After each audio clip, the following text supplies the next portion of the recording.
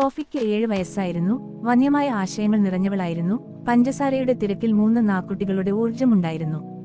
വീട്ടിൽ വളരെക്കാലം സമാധാനമുണ്ടായിരുന്നെങ്കിൽ സോഫി അത് തകർക്കാൻ പോകുകയാണെന്ന് നിങ്ങൾക്ക് ഉറപ്പിക്കാം. ആ വേനൽക്കാലത്ത് അവളുടെ കസിൻ കാമിലി താമസിക്കാൻ വന്നു.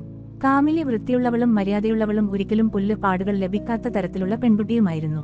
കാമിലി സുന്ദരിയാണെന്നും എന്നാൽ വളരെ വിരസമാണെന്നും സോഫി കരുതി.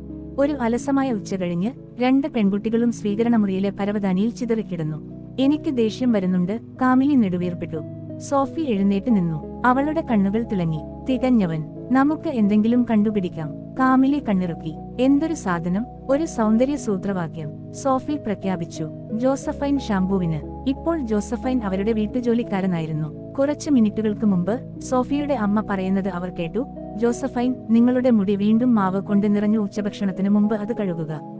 അപ്പോഴാണ് സോഫിക്ക് അവളുടെ അത്ഭുതകരമായ ആശയം ലഭിച്ചത്. ബാത്റൂമിൽ സോഫി കടലിൽ ഒരു കടൽക്കൊള്ളക്കാരനെ പോലെ കൗണ്ടറിലേക്ക് കയറി. അവൾ ഷാംപൂ കുപ്പി എടുത്ത് കാബിനറ്റ് തുറന്നു. നമുക്ക് അത് മെച്ചപ്പെടുത്താം, അവൾ മന്ത്രിച്ചു. കുപ്പിയിൽ അവൾ ഒഴിച്ചു.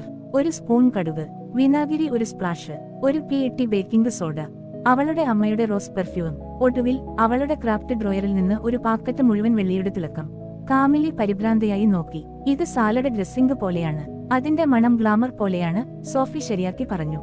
അവർ അത് കുലുക്കി. അത് പൊട്ടിത്തെറിച്ചു. സോഫി പുഞ്ചിരിച്ചു. തികഞ്ഞവൻ.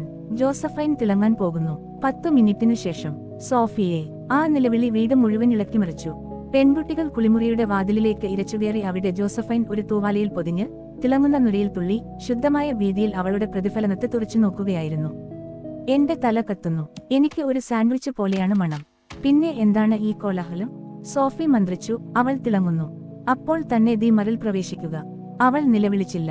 അവൾ ശാസിച്ചില്ല. അവൾ കൈകൾ കടന്ന് അവർക്ക് ലുക്ക് നൽകി പറഞ്ഞു. പല്ല് തേക്കുക.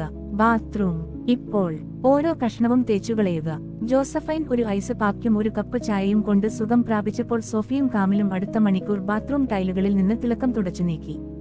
ഞാൻ സഹായിക്കാൻ മാത്രമാണ് ശ്രമിച്ചത്, സോഫി മന്ദഹസിച്ചു. അടുത്ത തവണ, കാമിലി നെടുവീർപ്പിട്ടു. പകരം നമുക്ക് പാവയുടെ മുടി ബ്രഷ് ചെയ്യാം. കഥയുടെ ധാർമ്മിക